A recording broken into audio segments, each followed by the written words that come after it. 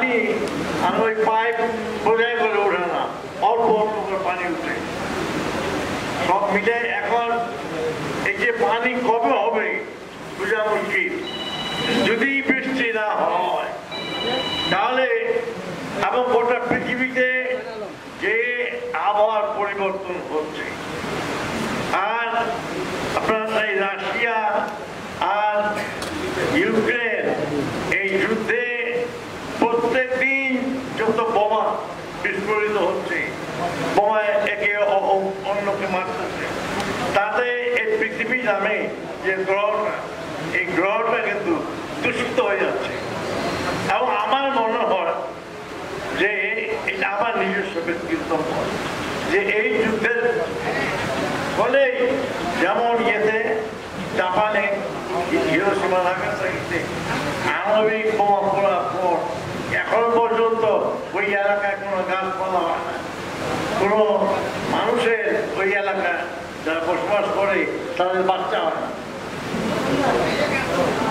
তেমনি ভাবে আজকে যে ধরনের বোমা, আমি তো মনে করবো যে ধরনের বোমা বিস্ফোরিত হচ্ছে তাতে তৃতীয় বিশ্বযুদ্ধ বোধহয় শুরু হয়ে গেছে।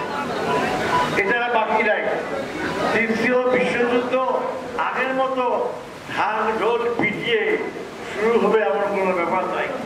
কারণ রাশিয়া তো বলেই দিচ্ছে যে যে কোনো সময় প্রয়োজন হলে যে কোনো মুহূর্তে আমরা আমাদের অস্ত্র, পরমাণু অস্ত্র আমরা ব্যবহার করতে পারি এবং করব, এটাও বলেছি। কাজেই এখন আমরা বাংলাদেশের এই পৃথিবী নামে যে এই গ্রহটা, এটা শেষ পরিণতি কি হবে বোঝা মুশকিল। এই যুদ্ধ থামবার কোনো আমরা কি দেখতেছি না, কোনো সম্ভাবনা দেখছি না। ডেলি যুদ্ধ চলতে আছে, এমন দিন নাই যেদিন বোমা ফুটে না, যেদিন মানুষ মারা যায়। ইউক্রেন এত বড় একটা দেশ, যেটা করবে নাই শেষ করে দিল রাশিয়া। এককালে রাশিয়াকে নিয়ে গর্ব করতাম, আর সেই রাশিয়া এই পৃথিবীর একটা পরাশক্তি হওয়ার কারণে আজকে এই দেখেন ইউক্রেন তো ওটাও কিন্তু বিরাট দেশ একটা, সেটাকে শেষ করেছে। কোনো স্থাপনা নাই যেটা স্কুল হোক, কলেজ হোক, এমনকি হাসপাতাল পর্যন্ত সবই বোমা পড়ে পড়ে পড়ে শেষ হয়ে। আমার এক ভাই এই পৃথিবীটাকে ঠান্ডা করার জন্যই আজকে আমাদেরকে আন্দোলন অবশ্যই করতে হবে, এটা কোনো বিকল্প কিন্তু নাই। দেখি না সারের দাম, কৃষকের উৎপাদিত ফসলের দাম, এটা তো আমাদের হাতের মধ্যে। এখন শেখ হাসিনা ইনি যখনই যেটা বলবেন সেটাই করা যাবে, করতে পারবেন।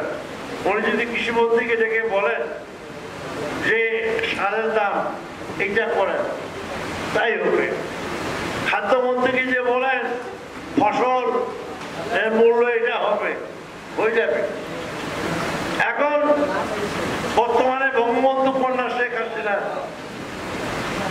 দেশ পরিচালনা করছেন, তার সরকার এইবার দিয়ে তৃতীয়বার রাষ্ট্র ক্ষমতায় আছে, এবং আগামীতে ইনশাআল্লাহ চতুর্থবারের মতো রাষ্ট্র ক্ষমতায় যাবে।